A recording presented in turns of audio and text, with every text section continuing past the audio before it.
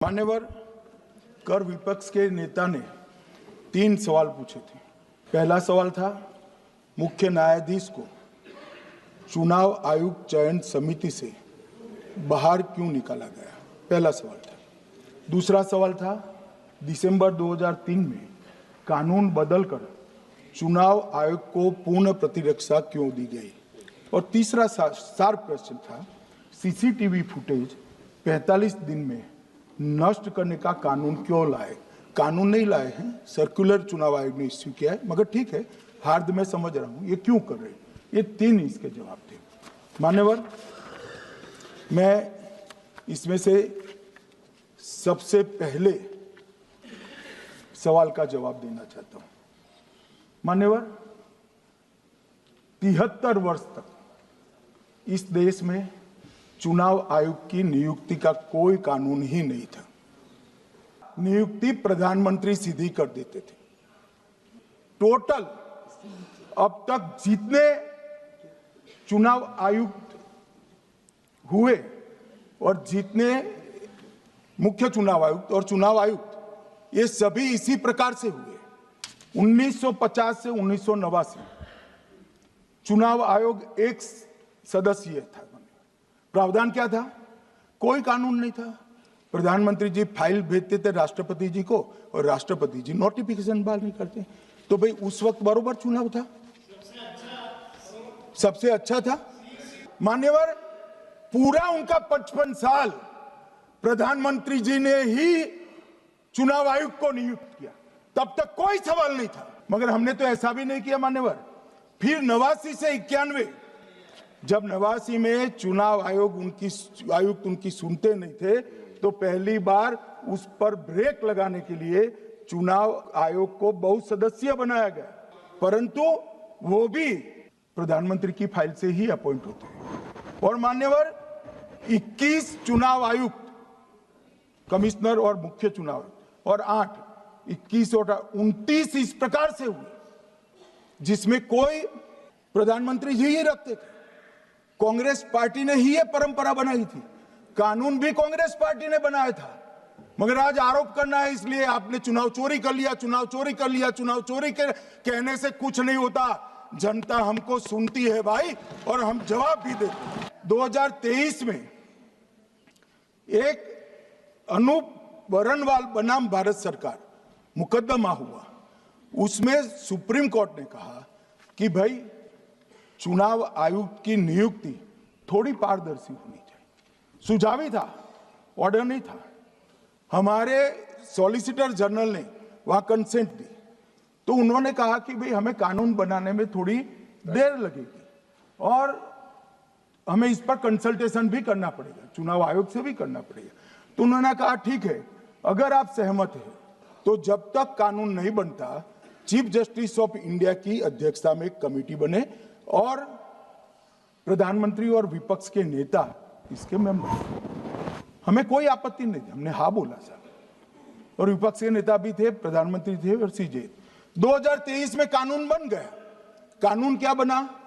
विपक्ष के नेता, प्रधानमंत्री तय करेंगे, वो एक मंत्री और स्वयं प्रधानमंत्री, ये 3 लोग बैठकर चर्चा कर मेरिट्स में चुनाव आयुक्त और मुख्य चुनाव आयुक्त की नियुक्ति करेंगे। मान्यवर, हमारे टाइम में तो और पारदर्शी, ये कह रहे हैं हमारा तो 33% ही हिस्सा है।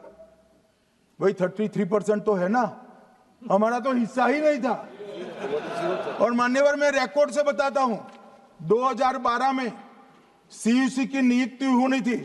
अडवाणी जी ने सुझाव दिया लिखकर कि एक प्रणाली बना जाए, नहीं बनाया और BS संपत जी को सीधा चुनाव आयुक्त बना दिया। उसके बाद में भी व्यक्ति कैसे है इसकी चर्चा है। नवीन चावला, जिसको आपातकाल की भूमिका पर शाह आयोग ने कहा था ये निष्पक्ष नहीं है, उनको मुख्य चुनाव आयुक्त बना दिया।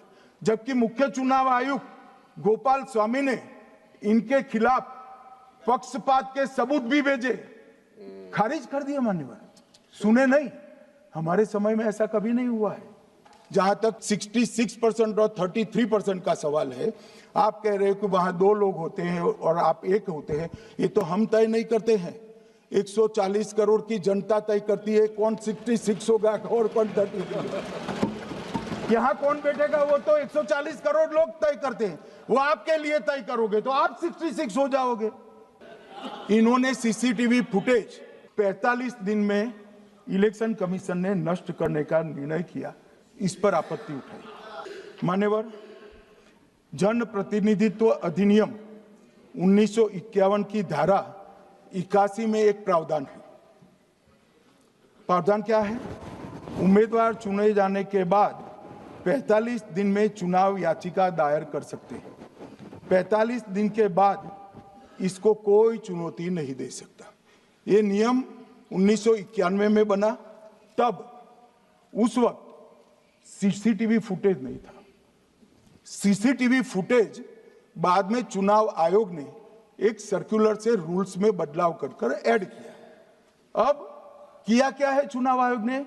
सीसीटीवी फुटेज का जो रिकॉर्ड है उसको जन प्रतिनिधित्व अधिनियम की 1951 की धारा 81 के साथ संरक्षित किया है, मतलब अलाइन किया है कि 45 दिन के बाद कोई डिस्प्यूट की प्रोविजन ही नहीं है एक्ट में, तो 45 दिन के बाद ये सीसीटीवी फुटेज क्यों रखना है? अब इतनी सादी समझ नहीं है सब। मैं क्या कर सकता हूं? सब समझ के कोई इंजेक्शन नहीं होते जो भड़ाम से दे दिया। मान्यवर, ये धारा 81 1951 से है, मगर पहले पर्चियों से होते थे तो पर्ची के लिए थी। अब सीसीटीवी फुटेज का कैमरा आ गया तो सीसीटीवी फुटेज ऐड कर दिया। मान्यवर, उन्होंने कहा, और इस वक्त सीसीटीवी फुटेज जब प्रक्रिया में ऐड किया तब स्पष्ट चुनाव आयोग ने कहा था कि सीसीटीवी रिकॉर्डिंग संवैधानिक दस्तावेज नहीं है, ये आंतरिक प्रबंधन है। किस चीज का आंतरिक प्रबंधन? कि चुनाव सीज होने के बाद कोई पुनः मतदान की अर्जी करता है कि भाई ये मतदान मथक में चुनाव ठीक नहीं हुआ, तो चुनाव आयोग जो निर्णय करता है वो सीसीटीवी फुटेज के आधार पर करता है। पहले मौखिक करता था, टेक्नोलॉजी आई, सीसीटीवी फुटेज स्वीकार कर लिया। अब ये आंतरिक प्रबंधन के लिए है मान्यवर।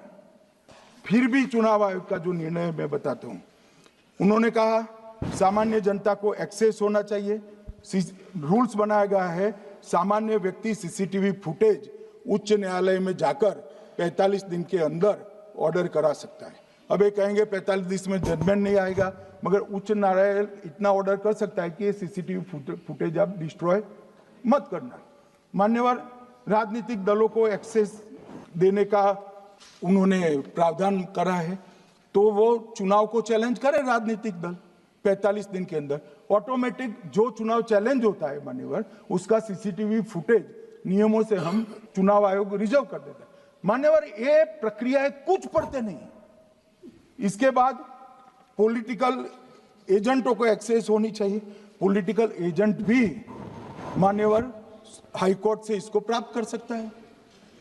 अब करते कुछ नहीं, एक भी ना हाईकोर्ट में अर्जी करी ना चुनाव आयोग में करी, और सीसीटीवी फुटेज का बहाना लेकर बोलने लगे।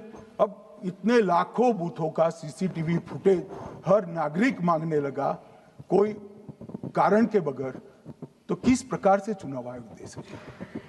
किस प्रकार से दे सकते हैं? यहां हुआ क्या है, सब प्राप्त करना चाहते हैं वो प्रेस कॉन्फ्रेंस करना। उनको लगता है कि मेरी प्रेस कॉन्फ्रेंस ये संवैधानिक प्रावधान के तहत होती है। ऐसा नहीं होता है। वे प्रेस कॉन्फ्रेंस जो करते हो जिन मुद्दों का, इसकी लीक कर अर्जी दे दो, टपक से मिल जाएगी सारी दिख, मगर अर्जी नहीं करते, कोर्ट में नहीं जाते हैं, चुनाव आयोग में नहीं जाते हैं, और चुनाव चोरी हो गया, चुनाव चोरी हो गया, चुनाव चोरी हो गया करते। मान्यवर, ऐसे नहीं चलेगा। इस देश को, लोकतंत्र को आप धूमिल नहीं कर सकते। मान्यवर, एक उन्होंने कहा सीईसी को 2003 में कानून बनाकर इम्यूनिटी दी है। मान्यवर, representation of the people act 1950 में ही ईसीआई के अधिकारियों को जो इम्यूनिटी प्राप्त है उससे जरा भी बढ़ोतरी नहीं करी। हमने सिर्फ रिप्रेजेंटेशन ऑफ 1951 के एक्ट को पुनरावृत्ति की है। मान्यवर, आरपीए एक्ट की धारा 32 और आरपीए एक्ट 51 के सुधार की धारा 146C कहती है कि चुनाव आयोग के कोई भी अधिकारी जिसमें इलेक्शन कमिश्नर आ जाते हैं, इस पर कोई मुकदमा चुनाव प्रक्रिया के लिए नहीं चल सकता। ये प्रावधान है मान्यवर, और वो प्रावधान को 23 के कानून में इसको भी हमने संरेखित किया है मान्यवर।